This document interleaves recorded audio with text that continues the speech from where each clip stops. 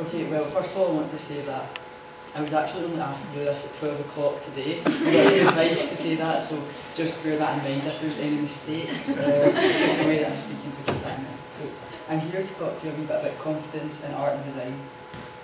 And why am I here to talk to you about that? Well, recently I've just completed my major project in B.Ed 4, which was about using art as a stimulus for philosophical inquiry with children. I know that's a bit of a mouthful, but we'll find out what that is when we go along. Also, I'm a volunteer at the Gallery of Modern Art in Glasgow at their Saturday Art Club. And my experiences with the children here have contrasted quite differently with the placement experience I've had over the 4 years on the B.Ed. So, my perspective of art education in schools so far is that although there is some fantastic practice of art and design in school, it's mainly through interdisciplinary topics such as our Egyptians, Titanic, all of these types of things. And mainly the way that art is used is for the art making process.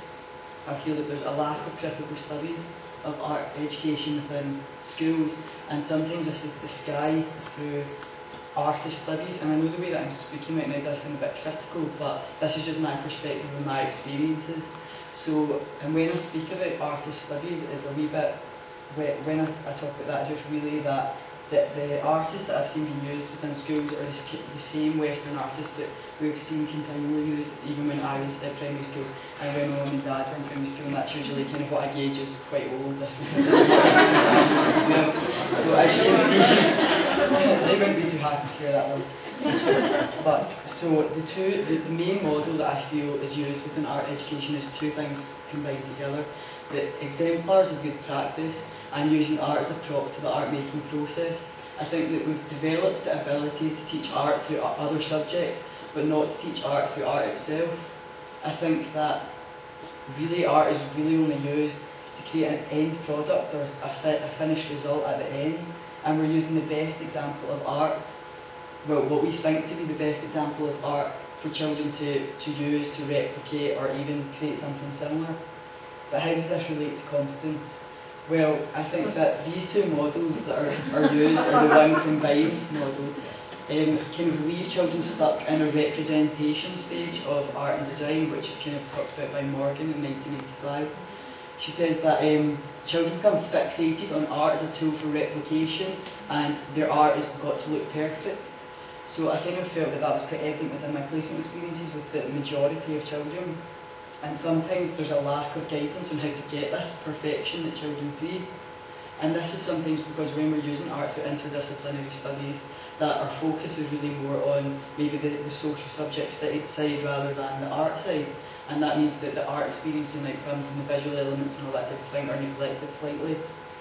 And I think finally that we're using artists as a benchmarks that most children's technical ability are unable to reach, and that's kind of the reason for this disengagement within the subject.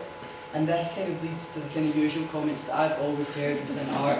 I'm rubbish at this, can I start again, can I have a new bit of paper? That is the worst thing when you've counted out 30 bits of paper and then someone's like, can I start again? I've used both sides. So that was one of the things that led me to this. So the alternative that I propose that we use art education instead is to take the vast bank of contemporary artists working out there now that are using innovative materials and using them in different and new ways. And this is all free and easy to access through the internet.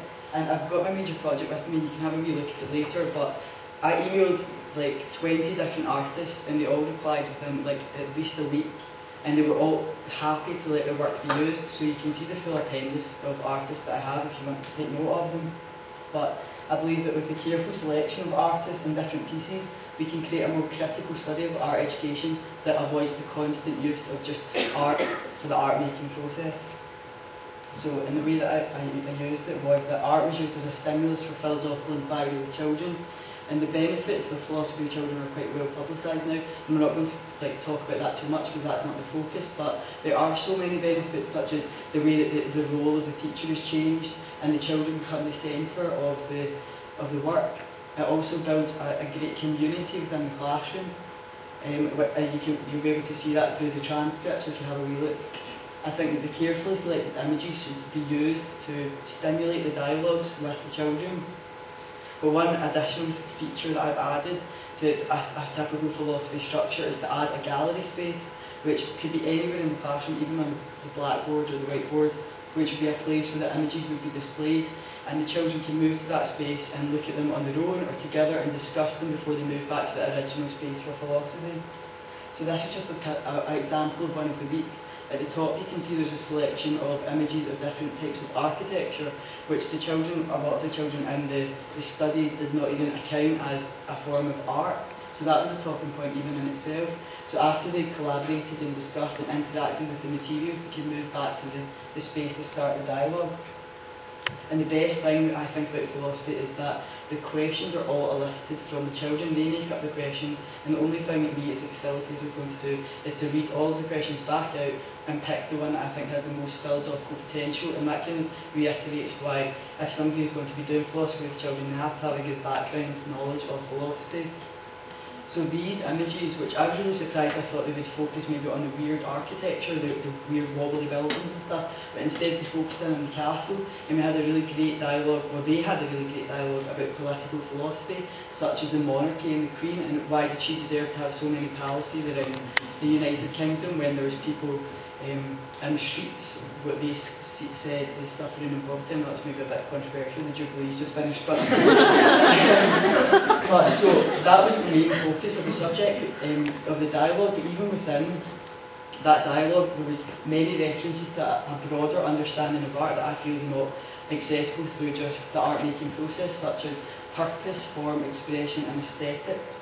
Another example, I'll go quickly because I know I'm taking too much time, but this is Ben Hind's work, and this was one of my favourite sessions. He's a Belgian artist, and he uses a combination of photographs that he takes at the time and then holds a piece of paper up and draws in the rest.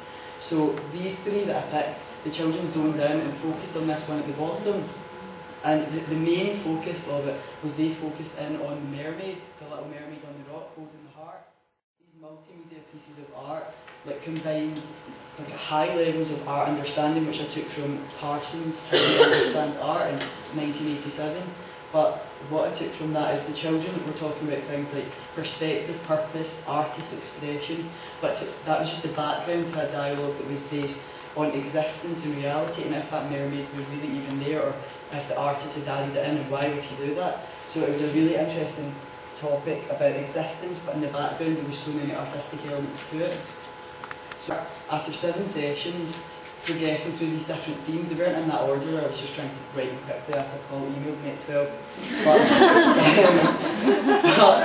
So after all of these different sessions, all 10 children that participated in the study moved towards a more positive appreciation of their own work. And this was based through informal interviews and questionnaires. And this is just a small example of the 4 children I analysed.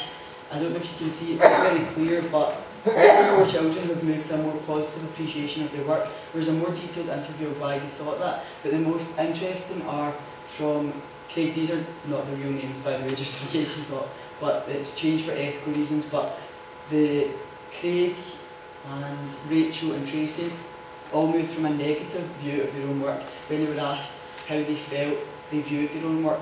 And they moved from saying that they didn't like it very much to saying either they quite liked it, or Tracy moved really far along into saying that she liked it very much, was a really positive sign. Art should be used as a stimulus for philosophical inquiry with children. It's a perfect alternative for critical studies within art, and art is focused at the centre. It develops the ability to observe, assess, think and talk about art, and the philosophy structure provides a safe and comfortable environment for these thoughts to be expressed and sometimes even changed, as you can see within the dialogues. And most importantly, it allows children to see the diversity of art out there in the world, and that their way of working is a different way rather than a wrong way. And finally, just to sum that up, before this was one of the child's definitions of art. He said that I think art is a picture of something that you try to draw as best as you can and let others see it, which I think shows perfectly how the system that we have now focuses on representation. And after the sessions, it's a wee bit cheesy, but it's quite nice. My definition of art is to show the outside world, your inside world, and to show people a new world.